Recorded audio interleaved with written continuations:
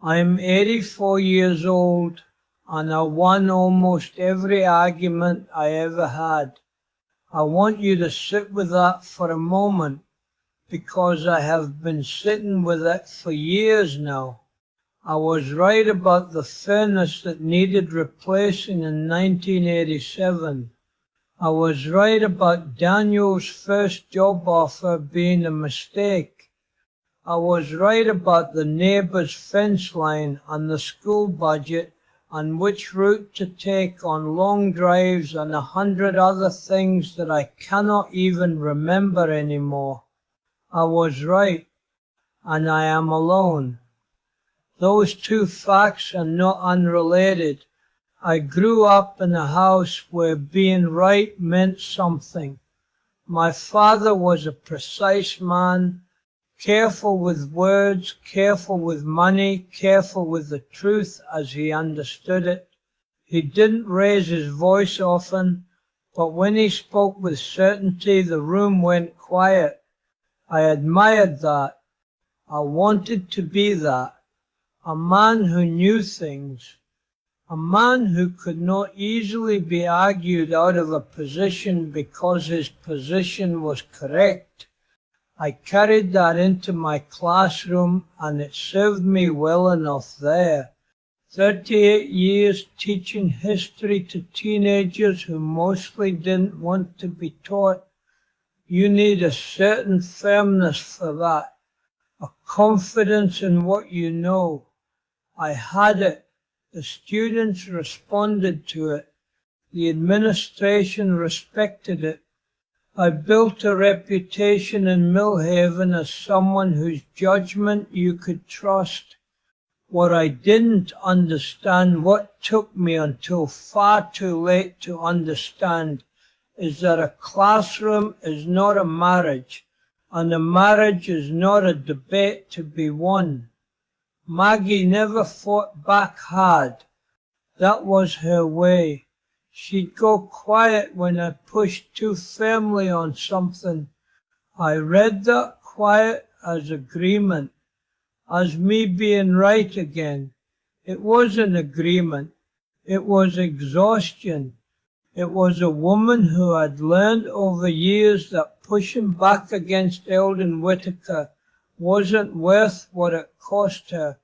I didn't know that until after she died, when Claire told me, sitting right here at this table 6 months after the funeral. Claire looked at me and said, "Dad, Mom stopped telling you things a long time ago because you always had a better answer for everything she said."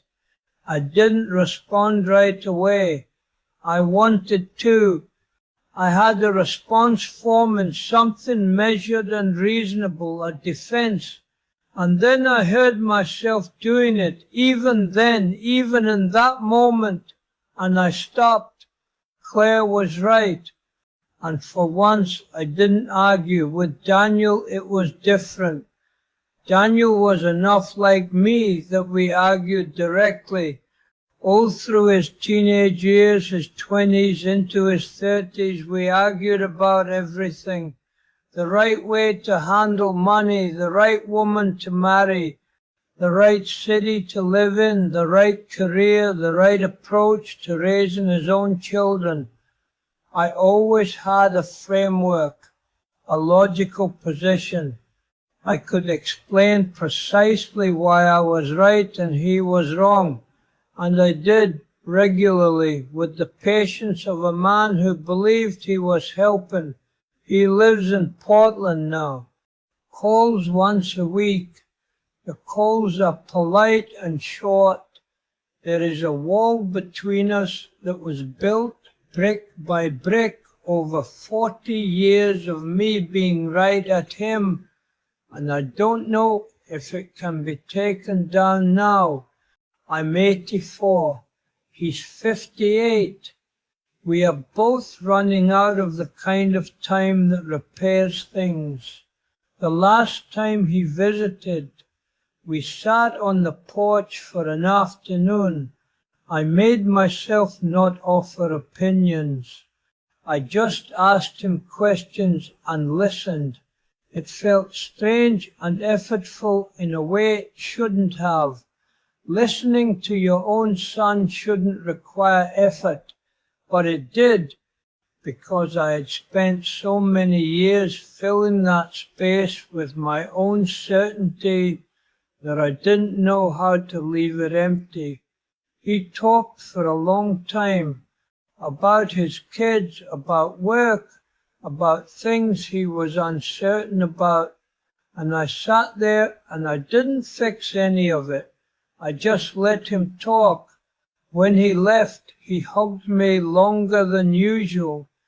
That hug told me something I didn't want to know, that it had been rare enough to be notable, me just listening, that it felt like something new to him. At 58, with his own father, I think about that hug more than I'd like to admit. There were colleagues too, men I taught alongside for decades. I was right about the curriculum changes in 1994 and made sure everyone knew it. Right about the principal's decision in 2003 and said so clearly in a staff meeting. Right about smaller things too, countless times. I corrected people. I refined their thinking.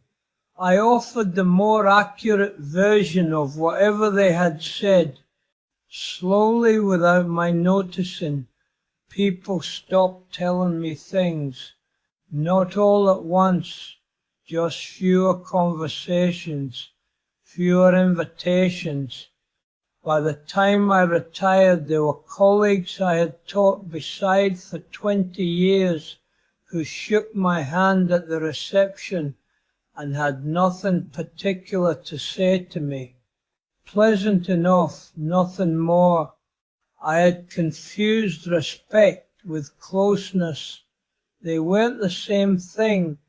People respected my knowledge. They didn't especially want to be around me. Here's the thing about being right all the time. It's not even really about truth. I told myself it was. I told myself I simply valued accuracy, that I couldn't let incorrect things stand uncorrected, that I was doing people a service by sharpening their thinking, but that was a story I told myself. The truth underneath it was simpler and less flattering. Being right made me feel safe. It gave me a place to stand where I couldn't be questioned or diminished or caught not knowing something. It was armor, not honesty. I was afraid of being wrong, so I became a man who was never wrong. And that man had a very small life by the end. Maggie knew. I think she always knew. There's a note she left once, not for me, just a note to herself I found tucked inside a book after she died. It said, "Eldon is the smartest man I know. I just wish he'd be wrong sometimes so I could help him." I read that line standing in the bedroom and I had to sit down on the edge of the bed. She wanted to help me. She was waiting all those years to help me, and I never let her. If there is a younger version of you out there who recognizes something in this, who wins arguments and walks away from them feeling hollow, I want to say this carefully. Being right is worth very little on its own. It doesn't keep anyone close.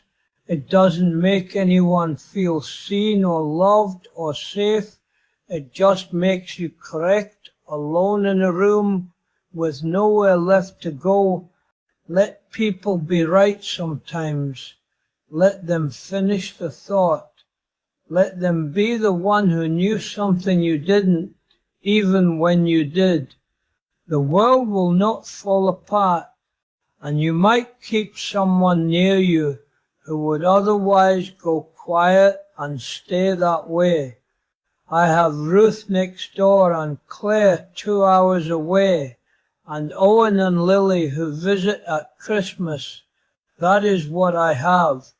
It is enough to be grateful for, and not enough to feel full. I still catch myself sometimes forming the correction, building the argument, and sometimes I let it go now, just release it, and it turns out nothing is lost when I do. I should have learned that 50 years ago, but I was too busy being right